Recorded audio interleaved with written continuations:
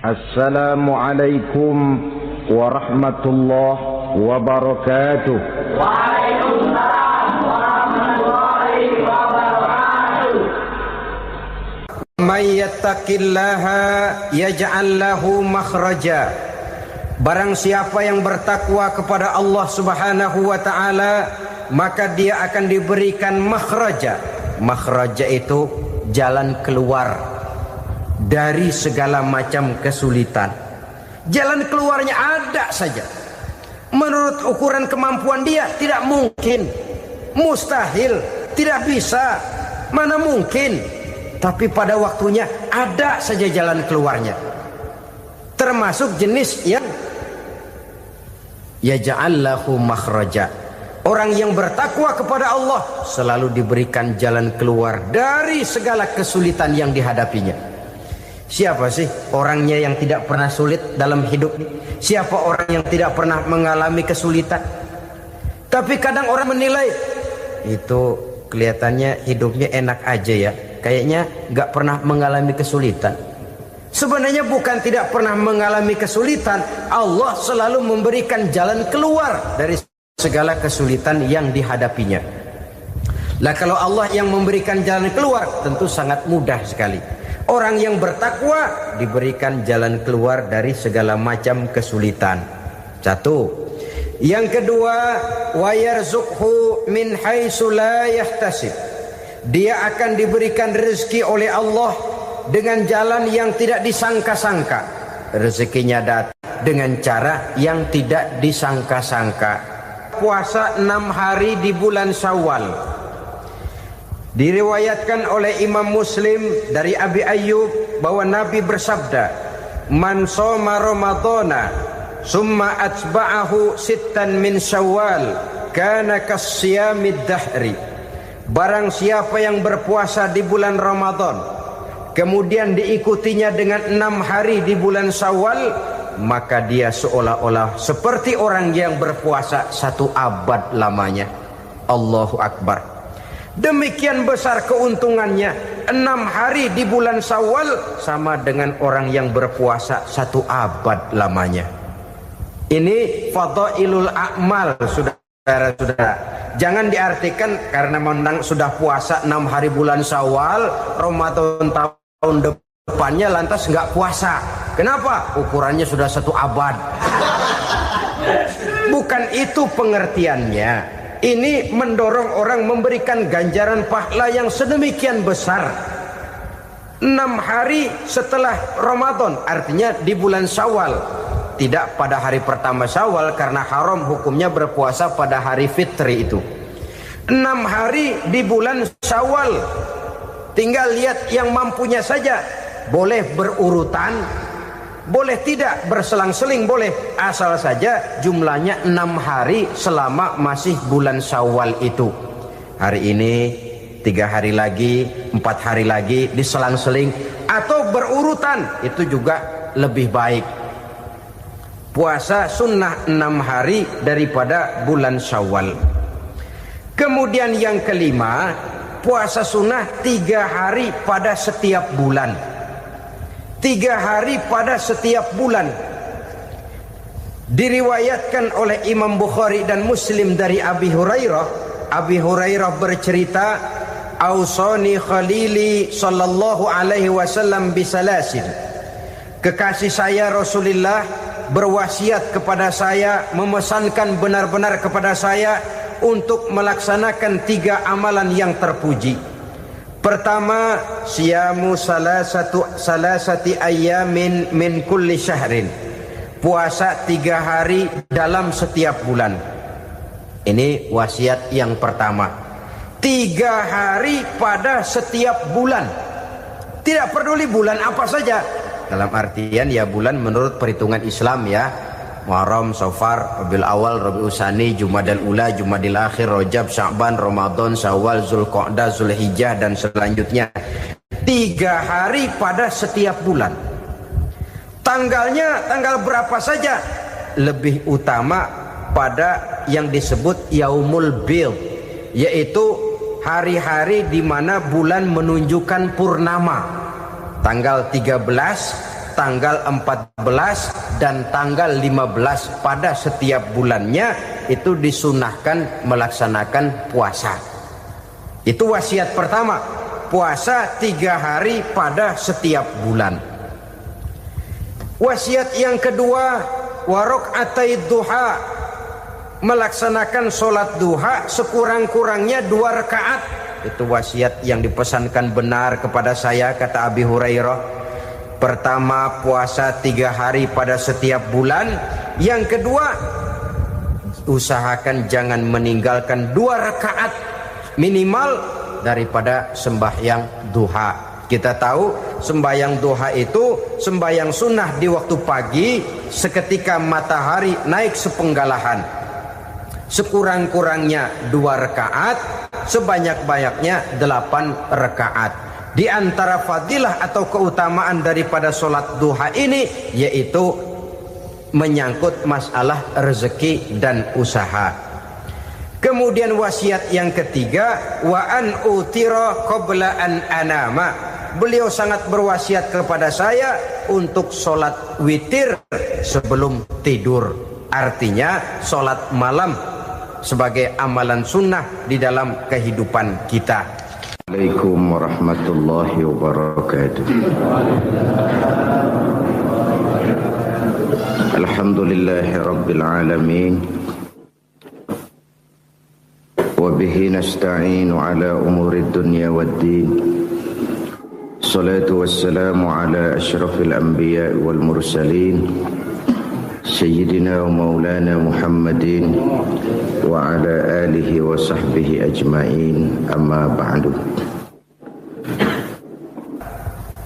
Pada pertemuan kali ini secara khusus kita akan membicarakan tentang puasa ini. Kita akan mulai dari yang pertama, puasa sunnah.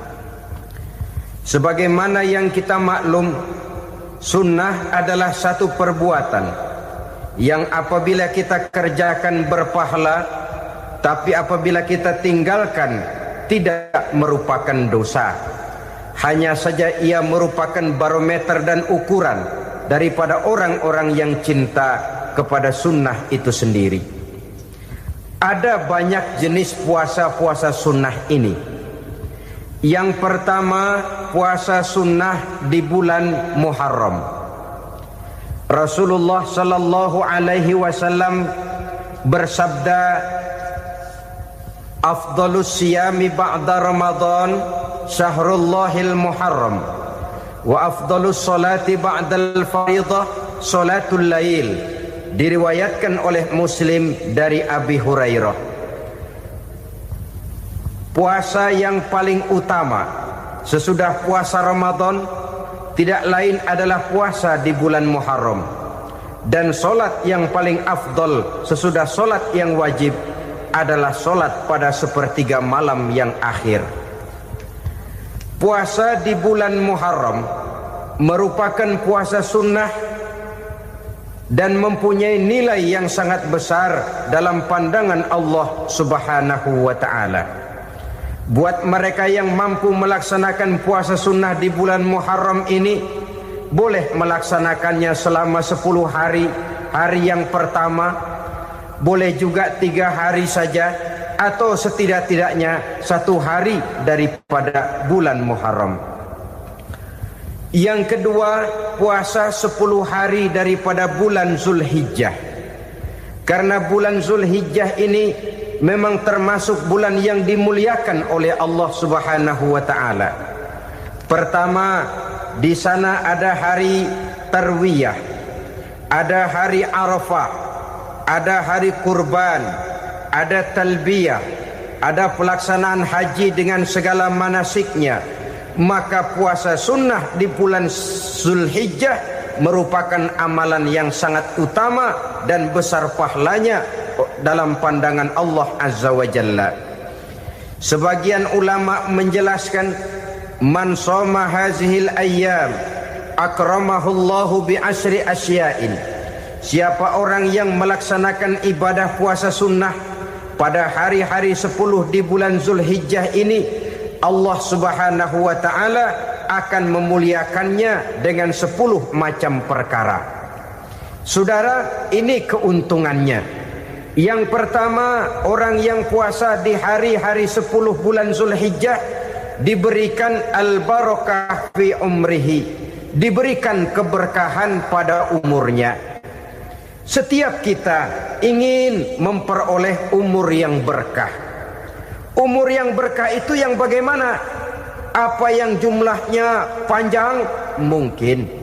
Tetapi yang jelas umur yang berkah ini adalah umur yang bisa dipertanggungjawabkan di hadapan Allah Subhanahu wa taala. Artinya umur yang diisi penuh dengan kebajikan, umur yang diisi dengan segala macam kegiatan ibadah, dan umur yang dengan demikian sungguh pun kita sudah mati, jasad terkubur dalam tanah, nama kita akan tetap hidup, dikenal orang oleh karena kebajikan yang kita kerjakan. Saya kira akan lebih merupakan azab ketimbang nikmat kalau orang diberikan umur panjang tapi hanya untuk menumpuk-numpuk dosa saja. Kan lebih baik mana? Umur pendek banyak pahala, umur panjang banyak dosa. Lebih baik mana? Saya yakin yang paling baik tentu umur panjang banyak pahala. Paling sial umur pendek dosa melulu. Sudah diberikan umur pendek, tidak seberapa, dosa berlipat ganda. Itu kalau orang kampung bilang tekor namanya. Rugi. Umur pendek hanya untuk menumpuk-numpuk dosa. Boleh jadi kalau umat-umat zaman dulu, saudara, mereka diberikan umur panjang. Nabi Adam, kita tahu Nabi Adam itu 2000 tahun umurnya. Nabi Nuh 950 tahun. Umatnya ya rata-rata segitu itu. Nah, kalau mereka misalnya punya umur 800 tahun, lalu 200 tahun mereka melakukan dosa, kan masih punya restan 600 tahun untuk taubat. Karena umurnya diberikan jatah panjang. Kita ini oleh Allah Subhanahu wa taala, umat Nabi Muhammad ini umurnya pendek-pendek. Kalau nyontoh Nabi 63 tahun saja. Kalau diberikan 70 tahun umur kita sekarang, itu sudah dapat jatah lebih 7 tahun. Alhamdulillah bahwa Allah memberikan saat-saat, waktu-waktu, tempat-tempat yang punya nilai istimewa, sehingga umur yang pendek ini bisa bernilai panjang. Nilai ibadahnya bisa bernilai pahala seperti umat yang berumur panjang dahulu itu. Karena itu manfaatkan umur dengan baik, dan salah satu keberkahan daripada umur akan datang dengan melaksanakan ibadah puasa sunnah. Ini yang pertama. Yang kedua, az-ziyadatu fi malihi, berikan tambahan hartanya, menjadi orang kaya. Kaya apa? Kaya hati setidak-tidaknya. Karena dengan tekun dan rajin melaksanakan ibadah puasa yang segera tertanam dalam jiwa seseorang, merasakan cukup di dalam kehidupan. Itulah dia orang yang paling kaya, orang yang hidupnya paling cukup. Kalau orang sudah merasa cukup dalam hidupnya, maka itulah dia orang yang kaya. Saudara-saudara kaum muslimin rahimakumullah, puasa sunnah memberikan tambahan harta, usahanya berkembang, dengan demikian membawa keberkahan, hartanya makin bertambah, akan menunjang ibadahnya kepada Allah, lebih memantapkan dan membawa ketenangan dalam hidupnya. Itu termasuk berkahnya melaksanakan puasa sunnah itu. Yang ketiga, al-hifzu fi iyalihi, diberikan penjagaan, perlindungan terhadap keluarganya. Anaknya sehat, sanak famili dan handai tolannya terjaga dan terpelihara dari segala malapetaka, dari segala mara bahaya. Kesehatannya terjamin dan terpelihara. Itu sudah merupakan modal yang sangat besar di dalam kita mengarungi kehidupan. Sebab rasanya sulit untuk bahagia. Duit kita banyak sekali. Usaha kita selalu mendatangkan untung yang berlipat ganda. Tapi sebentar-sebentar anak kita sakit, yang ampek, yang korengan, yang kena musibah, ndak tak karu-karuan sakit, berobat sampai jutaan rupiah. Itu kan sudah tidak membawa kebahagiaan. Uang masuk yang begitu banyak jumlahnya habis akhirnya untuk berobat saja. Sebenarnya hitung-hitung ya seri-seri juga. Usaha berhasil, duit banyak, habis untuk berobat. Lah sama juga saudara-saudara. Jadi dengan demikian biar duit kita banyak, asal keluarga pada sehat saja, udah enak bener itu. Duit banyak, ekonomi cukup, keluarga sehat, nikmat rasanya menjalani kehidupan ini. Yang kiamat sudah duit kagak barang seperak, keluarga ampek semua. Kiamat sudah. Saudara hadirin yang saya hormati, jadi yang ketiga, Allah memberikan pemeliharaan terhadap keluarganya. Satu kali orang dipelihara Allah, tidak satu kekuatan pun yang bisa mencelakakan. Satu kali orang disengsarakan Allah, tidak satu tenaga pun yang mampu menyelamatkannya. Itulah sebabnya perlindungan Allah, pemeliharaan Allah terhadap diri dan keluarga sangat kita perlukan di dalam kehidupan ini. Dengan melaksanakan ibadah puasa, kita mendekatkan diri kepada Allah. Dengan dekat kepada Allah, maka Allah pun dekat kepada kita. Sehingga dalam hadis qudsi dikatakan, ta'arraf ilallahi firraha ya'rifka fi syiddah. Ingatlah kepada Allah di waktu kamu senang, agar Allah ingat kepada kamu di waktu kamu susah. Yang kita laksanakan kadang-kadang sebaliknya. Waktu susah kita ingat Allah, waktu senang kita lupa Allah. Akhirnya nanti pada waktu kita melarat, kebelangsak, susah dan sebagainya, pertolongan tidak akan datang kepada kita. Benar, ta'arraf ilallah firraha ya'rifka fi syiddah. Ingatlah kepada Allah di waktu kamu susah, ingatlah kepada Allah di waktu kamu senang, agar Allah ingat kepadamu di waktu kamu mendapat kesusahan. Umumnya watak manusia memang kalau sudah dapat susah, ingat kepada Allah. Waktu duduk, waktu berbaring, sambil tidur, dalam segala keadaan Allah disebutnya, Allah dimintakan pertolongannya. Tapi dikala dia berada pada posisi di atas angin, merasa senang, bahagia, Allah terlupakan. Saudara-saudara kaum muslimin, itu yang ketiga. Yang keempat, at-takfiru li sayyiatihi. Orang yang melaksanakan puasa sunnah itu diampuni segala dosa dan kesalahan yang telah dilakukannya. Dan yang kelima, at-tad'ifu li hasanatihi, diberikan balasan yang berlipat ganda dari segala kebaikan yang dikerjakannya. 1 berbalas 7, 7 bisa berbalas 10, 10 masih berbalas 100, masih ditambah dengan wallahu yudha'ifu liman yasha. Allah melipat gandakan pahala orang-orang yang dikehendakinya. Maka carilah satu kebaikan yang apabila kita kerjakan, dosa akan dihapus dan nilai pahalanya menjadi berlipat ganda. 1 kali kita bekerja, 2-3 pulau bisa kita raih dan kita jangkau. Yang keenam, orang yang melaksanakan puasa sunnah di bulan Zulhijjah, at-tashil li sakarati mautihi, diberikan kemudahan pada saat menghadapi sakaratul maut. Maut a mysterious problem.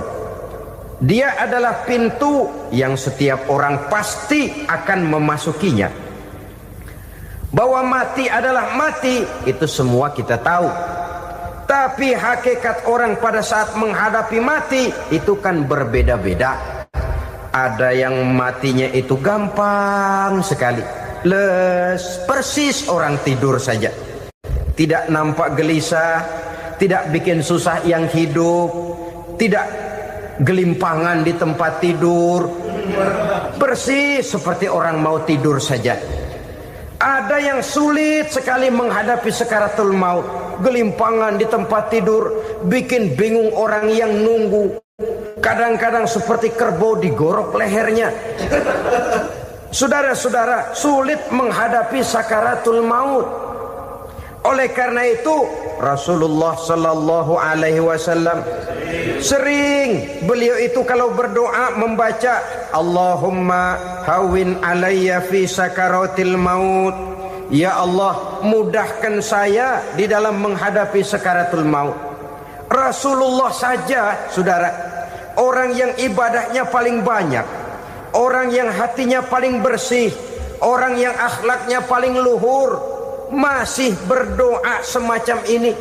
Mohon dimudahkan oleh Allah agar mudah menghadapi sakaratul maut. Apalagi kita, terus terang kita ini paling-paling kelas muhtalid, bangsa sama pahala mau sama dosa doyan. Lebih perlu lagi menghadapi sakaratul maut, sehingga apabila malaikat maut datang menjemput nyawa kita, dimudahkan, jangan dibikin sulit, supaya mudah. Jadilah orang baik-baik. Biasanya kalau banyak yang mati, malaikat maut juga kali main-mainin dulu tuh orang, kutak-katik, ditakut-takutin dan segala macam. Saudara hadirin yang saya hormati, maka menghadapi sakaratul maut ini merupakan kunci. Apakah seseorang bisa husnul khatimah atau bisa su'ul khatimah? Salah satu jalan untuk memudahkan diri menghadapi sakaratul maut, melaksanakan puasa sunnah di bulan Zulhijjah ini. Yang ketujuh, ad-diya'u li zulumati qabrihi, diberikan terang di alam kuburnya. Kubur, saudara tahu, saudara tentu sering lihat orang dimasukkan ke liang lahat, ditutup dengan papan, dinding ari kata kita di kampung, lalu diuruk lagi dengan tanah. Dalamnya liang lahat, gelapnya liang lahat, gelapnya diuruk dengan tanah, gelapnya di dalam kubur, tiga gelap yang menjadi satu. Bapak moyangnya gelap.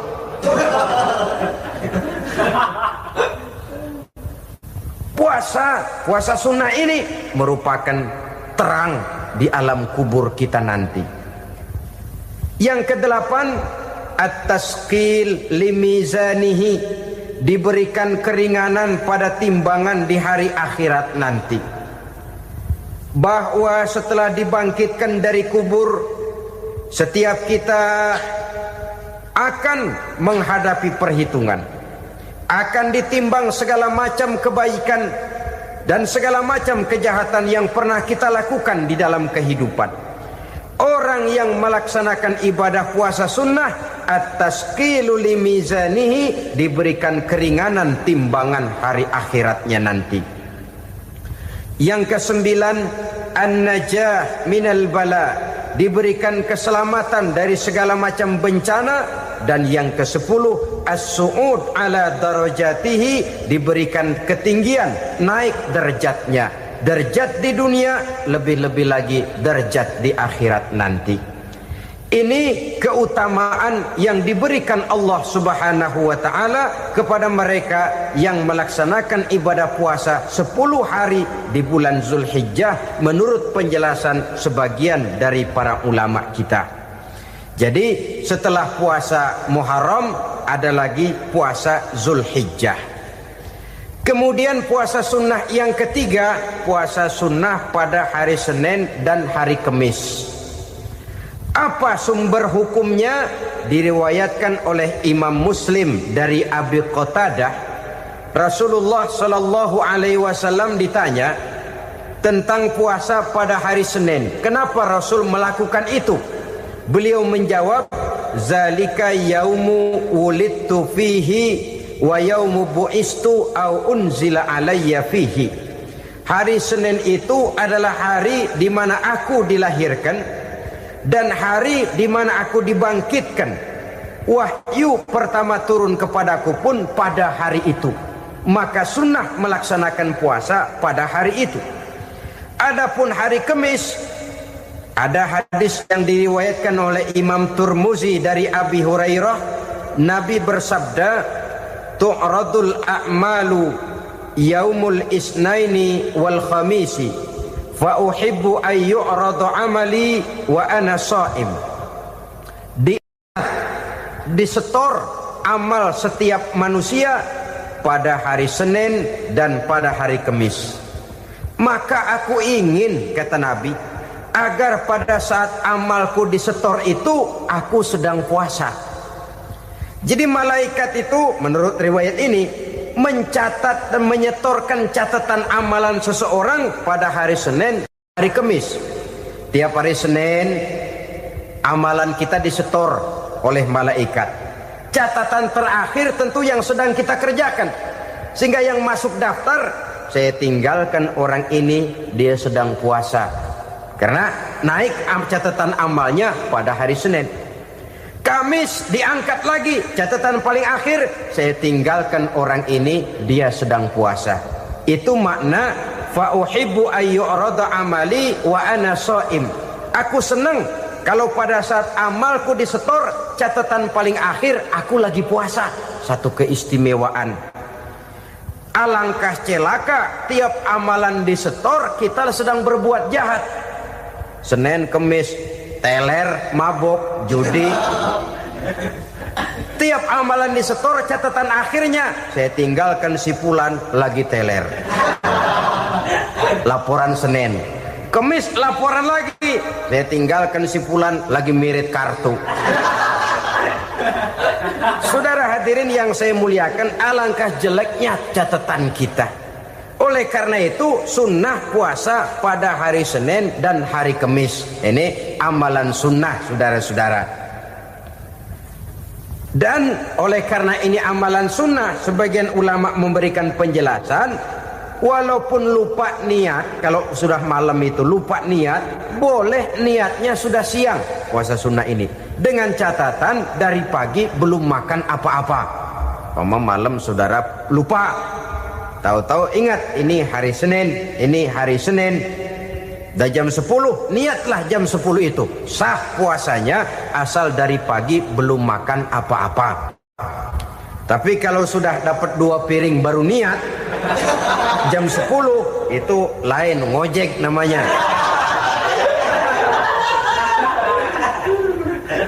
Jadi puasa sunnah yang ketiga, puasa pada hari Senin dan hari Kamis.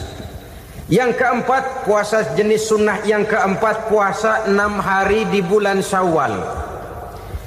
Diriwayatkan oleh Imam Muslim dari Abi Ayyub bahwa Nabi bersabda, "Man shoma Ramadhana summa atba'ahu sittan min Syawal kana kasyamid dahri." Barang siapa yang berpuasa di bulan Ramadan kemudian diikutinya dengan 6 hari di bulan Syawal, maka dia seolah-olah seperti orang yang berpuasa 1 abad lamanya. Allahu Akbar. Demikian besar keuntungannya. 6 hari di bulan Syawal sama dengan orang yang berpuasa 1 abad lamanya. Ini fadailul a'mal, saudara-saudara. Jangan diartikan karena menang sudah puasa 6 hari bulan Syawal, Ramadan tahun depannya lantas nggak puasa. Kenapa? Ukurannya sudah 1 abad. Bukan itu pengertiannya. Ini mendorong orang memberikan ganjaran pahala yang sedemikian besar. 6 hari setelah Ramadan, artinya di bulan Syawal. Tidak pada hari pertama Syawal karena haram hukumnya berpuasa pada hari fitri itu. 6 hari di bulan Syawal. Tinggal lihat yang mampunya saja. Boleh berurutan, boleh tidak berselang-seling, boleh. Asal saja jumlahnya 6 hari selama masih bulan Syawal itu. Hari ini 3 hari lagi, 4 hari lagi, diselang-seling atau berurutan, itu juga lebih baik. Puasa sunnah 6 hari daripada bulan Syawal. Kemudian yang kelima, puasa sunnah 3 hari pada setiap bulan. 3 hari pada setiap bulan. Diriwayatkan oleh Imam Bukhari dan Muslim dari Abi Hurairah. Abi Hurairah bercerita, "Ausani khalili sallallahu alaihi wasallam bisalasin."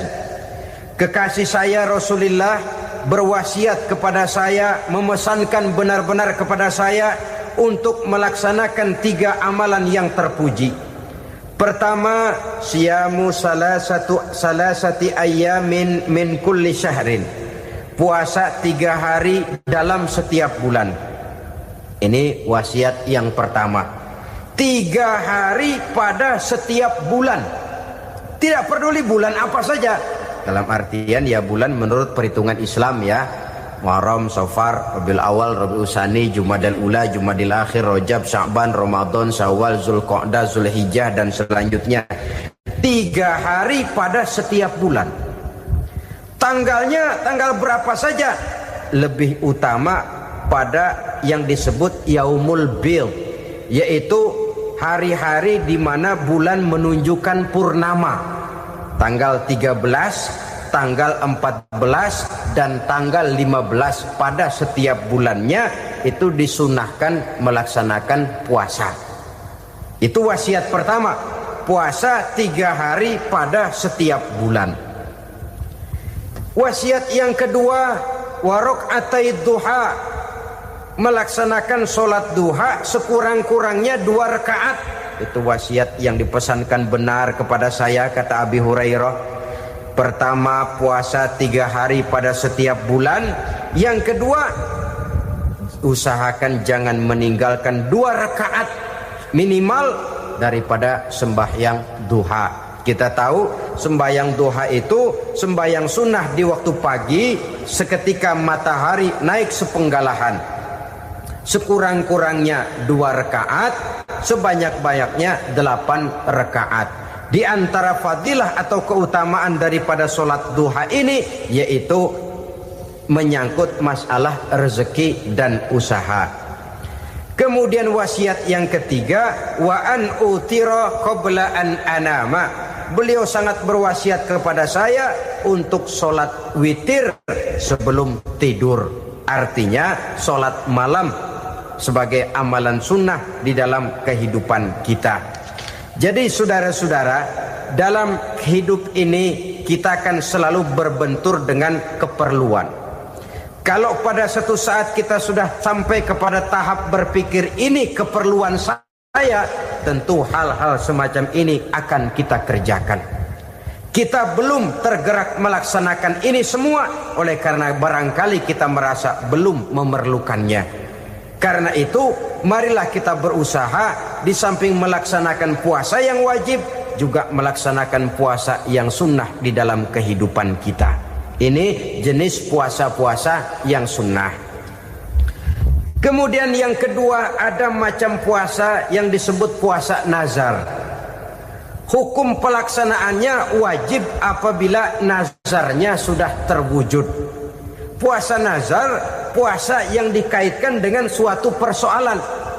Umpamanya, kalau saya lulus ujian, saya akan puasa 1 minggu lamanya.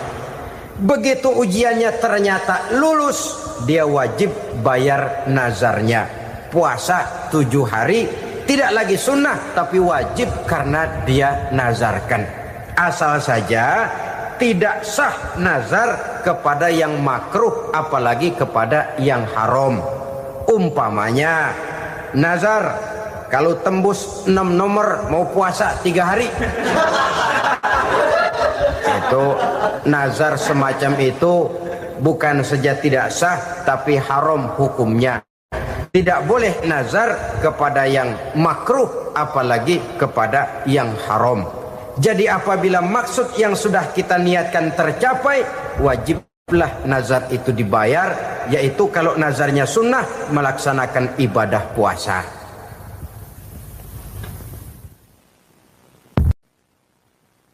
Saudara-saudara kaum muslimin rahimakumullah, jenis puasa yang ketiga kita kenal dengan puasa wajib, dan ini kita laksanakan pada bulan suci Ramadan. Tentang teknis pelaksanaan ibadah puasa di bulan Ramadan sudah pernah saya bicarakan pada pertemuan tentang Ramadan dan Idul Fitri. Pada kesempatan ini saya hanya ingin mengajak bahwa di dalam melaksanakan ibadah puasa Ramadan ini, marilah kita mengadakan evaluasi. Kenapa demikian?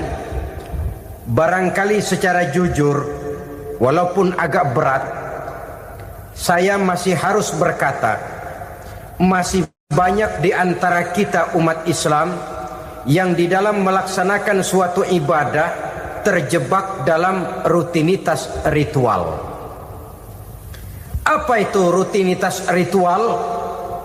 Itu bahasa susah. Berhubung saya tidak ingin bicara yang susah-susah, kita bicara yang mudah-mudah saja. Maksud saya, banyak di antara kita umat Islam yang di dalam melaksanakan suatu ibadah itu hanya dengan prinsip asal sekadar gugur kewajiban saja. Akibatnya, sampai sejauh mana ibadah itu berhasil membentuk kepribadian diri kita, kita jarang mengadakan evaluasi dan penilaian. Solat yang penting gugur kewajiban. Puasa yang penting sudah gugur kewajiban. Haji yang penting sudah gugur kewajiban. Maka jangan heran kalau itu yang jadi prinsip, ibadah lantas tidak punya dampak dalam membentuk kepribadian diri. Banyak orang yang rajin sholat tapi munkarnya jalan terus. Sampai kadang-kadang kita bingung, yang sembahyang dia, yang nyolong dia. Puasanya kelihatannya tekun, tapi tidak punya kepekaan sosial. Sama yatim piatu bersifat masa bodoh, sama fakir miskin malah gemes. Tidak lantas tumbuh kepekaan sosial, walaupun dia sudah ikut merasakan tidak enaknya lapar dan haus. Ada juga yang sudah haji 4-5 kali mondar-mandir Jakarta Mekah, tapi gaya hidupnya tetap seperti katak di kolong tempurung, picik, sempit pandangan, dangkal hati, tidak terbuka walaupun sudah melihat Islam dalam skala internasional. Yang dia lihat, yang dia saksikan, yang dia pandang, tidak sanggup menggugah dan mengubah jiwanya, tidak bisa mewarnai pandangan hidupnya. Inilah akibatnya kalau ibadah hanya dikerjakan dengan prinsip asal sekadar gugur kewajiban. Hasilnya yaitu tadi, hajinya cuma menang topi putih sama serban. Sholatnya cuma prinsip asal gugur kewajiban. Begitu juga puasanya, begitu juga zakatnya dan ibadah-ibadah lainnya. Bukan tanpa satu maksud. Jikalau Allah Subhanahu wa taala memerintahkan kita melaksanakan ibadah puasa di bulan suci Ramadan, bahkan maksud itu sangat pada penghujung ayat yang memerintahkan kita puasa. Ya ayyuhalladzina amanu kutiba alaikumus syiyam kama kutiba alal ladzina min qablikum la'allakum tattaqun. Orang yang beriman diwajibkan atas kamu berpuasa, telah diwajibkan juga kepada orang-orang yang sebelum kamu, la'allakum tattaqun, agar kamu dengan puasa itu menjadi manusia yang bertakwa kepada Allah Subhanahu wa taala. Dengan kata lain, berhasil atau tidak puasa Ramadan kita ini akan nampak takwa kita meningkat atau tidak setelah kita melaksanakan ibadah puasa. Sehingga kalau orang mengatakan Ramadan itu merupakan month of training, bulan latihan, keluar latihan tentu harus semakin naik dan baik gaya kehidupan kita. Jadi tujuan utama daripada pelaksanaan ibadah puasa adalah untuk membentuk manusia yang bertakwa. Nah, takwa itu kata Imam Qusairi hurufnya ada 4. Ta, qaf, wawu, ya. Masing-masing huruf ini simbol dari pribadi orang yang bertakwa, bina dan dibentuk oleh pelaksanaan puasanya. Mari kita lihat.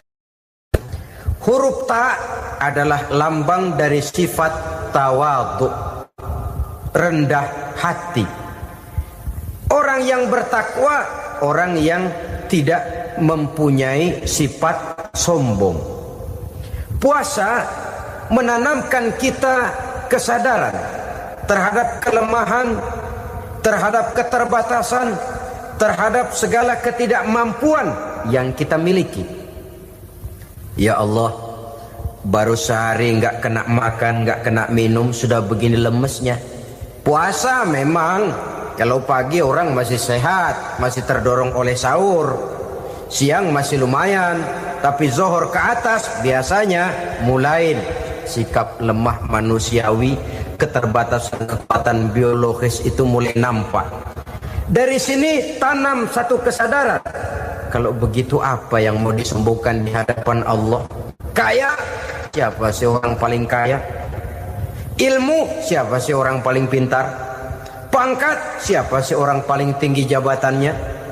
Dari sifat semacam ini lahir introspeksi, rasa mawas diri, timbul sifat tawaduknya, rendah hatinya, tidak melonjak menjadi angkuh dan sombong lantaran sedikit kemampuan dan kekuatan yang dimilikinya. Lalu untuk sikap yang lebih jauh, terwujudlah, terbentuklah apa yang dinamakan stabilitas temperatur batin. Orang tetap konstan menjaga nilai-nilai idealisme yang pernah dimilikinya. Dia mulai dengan adil, dia berjalan tetap dengan keadilan, dan dia berakhir juga tetap dalam keadilan. Jangan mulainya adil, tengahnya setengah adil, di akhirnya malah zolim sama sekali. Ini tidak punya stabilitas temperatur batin. Kan banyak orang begitu toh. Mulanya benar, belakangan mau benar sendiri. Mulanya sudah rela berkorban buat kepentingan orang banyak, belakangan malah selalu mengorbankan kepentingan orang banyak. Waktu di bawah rajin baca ayat kursi, dapat kursi lupa ayat. Stabilitas temperatur batin, tertipu oleh perasaan seolah-olah situasi dan kondisi sudah serba memungkinkan, sudah serba menguntungkan. Orang yang dibentuk pribadinya oleh pelaksanaan ibadah puasa, dia sadar apapun keberhasilannya, apapun kedudukannya, apapun nilai kekayaannya, itu cuma sebagian kecil sekali dari apa yang ada pada zat Allah Subhanahu wa ta'ala. Hati tidak takabur, sesuai dengan namanya takabur dari kalimat takabbaro ya takabbaru, membesar-besarkan diri. Orang yang suka membesar-besarkan diri, orang yang tidak yakin bahwa dirinya orang besar, lalu dibesar-besarkan dirinya. Sebenarnya itu sudah satu sikap di mana dia tidak percaya kepada diri sendiri. Dirinya sebenarnya bukan apa-apa, cuma ingin dianggap besar, lalu dibesar-besarkan. Takabbur namanya. Puasa sekali lagi melatih kita menanamkan kesadaran akan kelemahan dan keterbatasan kita sebagai makhluk. Itu sikap tawadhu. Fir'aun, saudara tahu Fir'aun, lama-lama dia jadi raja, lupa diri dan lupa daratan, melonjak menjadi angkuh dan sombong sampai kepada puncak kekurang ajarannya, memproklamirkan dirinya menjadi Tuhan. Hitler juga begitu. Pendeknya orang manakala tidak ada kesadaran tentang dari mana segalanya berasal dan kemana segalanya akan kembali, dia mudah out of control. Kalau sudah out kontrol, maka dia akan melakukan perbuatan yang melampaui batas. Itu yang pertama. Jadi orang takwa, orang yang rendah hati, salah satu tujuan daripada pelaksanaan ibadah puasa menanamkan sikap rendah hati. Dari sikap rendah hati ini yang timbul lalu apa? Kepekaan sosial. Kalau saya puasa, saya sudah merasakan bagaimana tidak enaknya lapar. Saya sudah merasakan bagaimana tidak enaknya haus. Tapi bagaimanapun, saya lapar cuma sebentar, saya haus cuma sebentar. Selesai maghrib, lapar saya hilang, haus saya hilang. Bagaimana yatim piatu, orang-orang tua jompo yang perlu santunan, orang-orang miskin yang terkapar di kolong-kolong jembatan, yang tiap hari merasakan perasaan seperti ini. tanpa tahu kapan hidup dan nasibnya akan berubah, tidur beratapkan langit berselimut koran. Kalau demikian saya ini beruntung, kalau demikian apa yang bisa saya lakukan untuk mereka? Kepekaan sosial ini lalu timbul dalam apa yang orang sekarang namakan solidaritas kesetiakawanan sosial. Hidup tidak hanya untuk kepentingan diri dan perutnya sendiri saja, tapi mau menolong, mau membantu orang yang memang memerlukan bantuan dan pertolongan itu sendiri. Jangan setelah tahu lapar tidak enak, haus tidak enak, tapi kita tidak mau tenggang rasa, tidak mau timbang rasa. Begini loh tidak enaknya lapar, begini loh tidak enaknya haus. Ini terjadi pada diri saya. Saya masih mampu, masih berbuka puasa. Bagaimana yang tiap hari merasakan seperti ini? Tidak Ramadan, tidak Syawal, tidak Zulqa'dah, tidak Zulhijjah, selalu kelaparan dan kehausan. Dari sana timbul kepekaan sosial. Lalu lahirlah sikap pemurah, dermawan, mau menoleh ke kiri dan ke kanan. Bahkan Al-Quran itu sampai mengancam betul. Ara'aital ladzi yukadzibu bid-din fadzalikal ladzi yad'ul yatim wa la mendustakan agama. Islam mendustakan Islam. Salat dia tapi mendustakan salat. Puasa dia tapi mendustakan puasa. Siapa mereka itu? Fadzalikal ladzi yad'ul yatim. Merekalah orang-orang yang meninggalkan anak-anak yatim. Wa la yahuddu ala ta'amil miskin, dan tidak pernah memberi pertolongan, tidak memerintahkan memberi makan kepada fakir miskin, walaupun dia berada pada posisi dan kondisi yang memang dia mampu. Nah, kalau dia tidak mampu itu lain soal. Dia mampu, dia tahu, dan dia diam saja. Itu termasuk yukadzibu biddin, orang-orang yang mendustakan agama. Berlindung kita kepada Allah, jangan sampai termasuk ke dalam kelompok itu. Yang kedua saudara, huruf takwa itu qaf. Qaf adalah lambang dari sifat qanaah. Qanaah artinya merasa cukup. Puasa melatih kita untuk bersikap cukup dalam hidup. Kalau kita perturutkan menjelang saat berbuka, menunggu waktu berbuka, istilah orang di Jawa Barat ngabuburit katanya. Kita menunggu saat berbuka, segalanya saja ingin kita beli, segalanya saja ingin kita minum, semuanya saja ingin kita makan.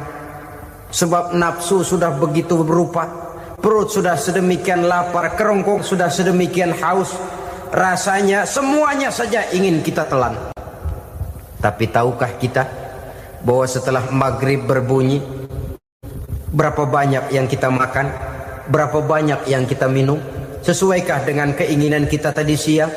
Tadi siang semuanya ingin kita makan, tadi siang semuanya ingin kita minum. Setelah berbuka, berapa banyak yang kita makan, berapa banyak yang kita minum? Itulah kehidupan. Segalanya ingin kita kuasai, segalanya ingin kita punyai, tapi berapa sih yang benar-benar kita perlukan? Maka orang kaya adalah orang yang hidupnya cukup. Orang miskin hakikat yang selalu merasa kurang. Bagaimanapun besar rumah, banyak uang kita, berpuluh kendaraan kita, kalau hidup selalu merasa kurang, itu artinya kita masih miskin. Maka jikalau ingin menjadi orang kaya, kuncinya hakikatnya cuma satu, hati kita merasa cukup dengan yang diberikan Allah, bersyukur atas segala nikmatnya, dan dengan syukur itu nikmat itu akan ditambah oleh Allah Subhanahu wa taala. Puasa menimbulkan sifat qanaah, dan qanaah adalah watak daripada orang-orang yang bertakwa kepada Allah Subhanahu wa taala. Persis seperti orang minum air laut, makin diminum makin haus, makin diminum makin kering tenggorokan. Begitulah orang berhadapan dengan materi. Tadinya dia akan senang kalau dia merasa punya tanah, ratusan hektar. Sudah ratusan hektar, tidak cukup ngelamun lagi, alangkah nikmatnya kalau bisa beli gunung. Gunung dibeli. Sudah punya gunung, lihat laut. Aduh, kalau laut juga bisa dibeli, beli lagi laut. Sudah punya laut, lihat ke atas langit, ada yang jual apa enggak ya?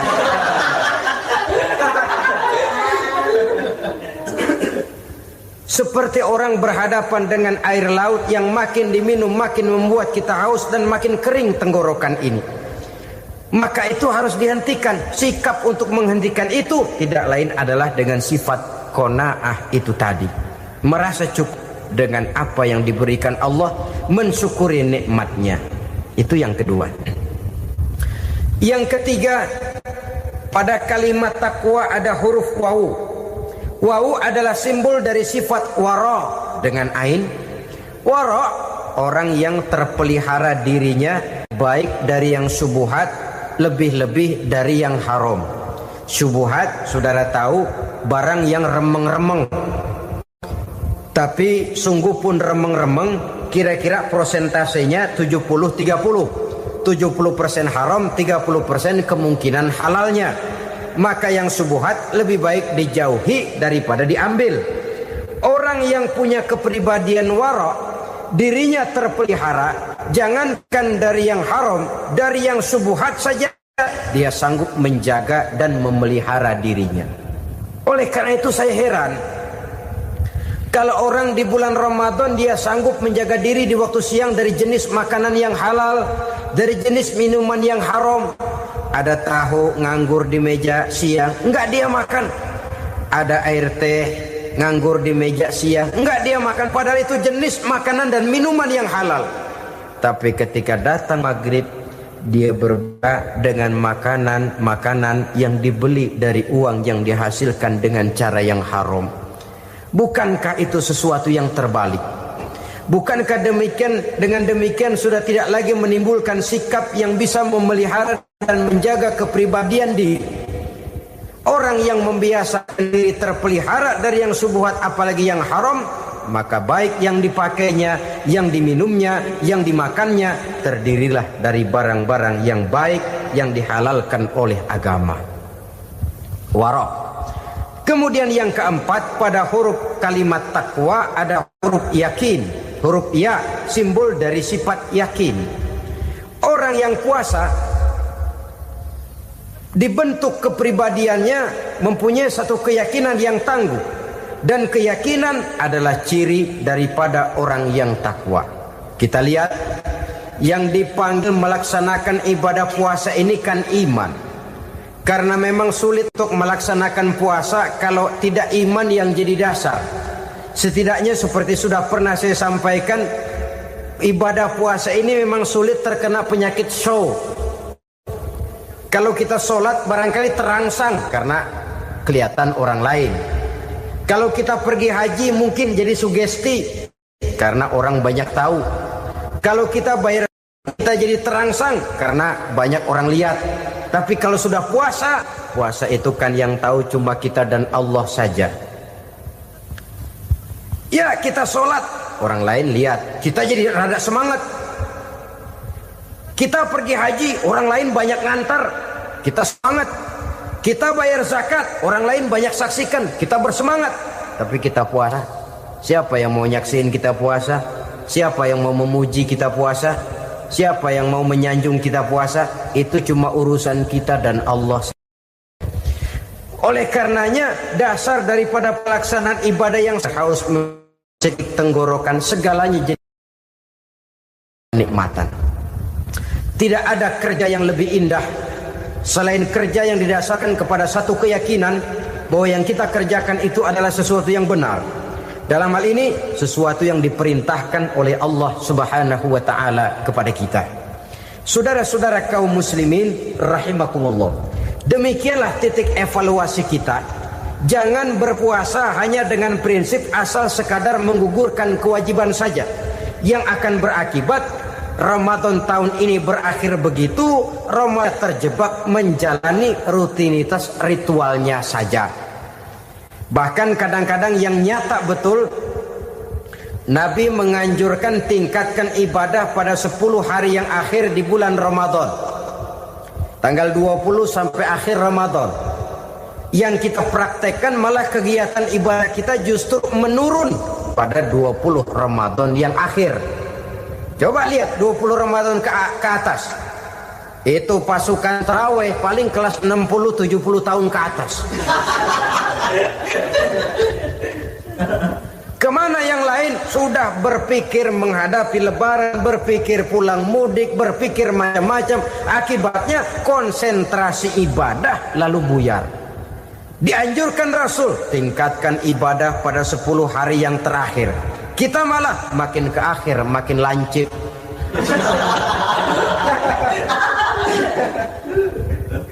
Saudara-saudara kaum muslimin rahimakumullah. Kita terjebak oleh sesuatu yang sementara, oleh sesuatu yang bersifat kulit, lalu meninggalkan isinya. Padahal jikalau kita tidak mengisi Ramadan dengan kegiatan ibadah, berarti kita tidak keluar dari Ramadan dengan jiwa yang baru, yang sudah ditempa oleh pengalaman ibadah di bulan Ramadan. Artinya kita tidak kembali kepada fitrah, kesucian seperti saat kita dilahirkan. Lalu kalau kita tidak kembali kepada fitrah, apa yang mau kita rayakan pada Idul Fitri itu? Di mana letak kegembiraan kita? Di mana letak kebahagiaan hati? Kembalikah kita kepada fitrah? Tidak. Benarkah puasa yang kita kerjakan? Kelihatannya juga tidak. Adakah dampak dari pelaksanaan ibadah dalam pribadi kita? Tidak. Kadang-kadang Ramadan selesai malah teriak merdeka.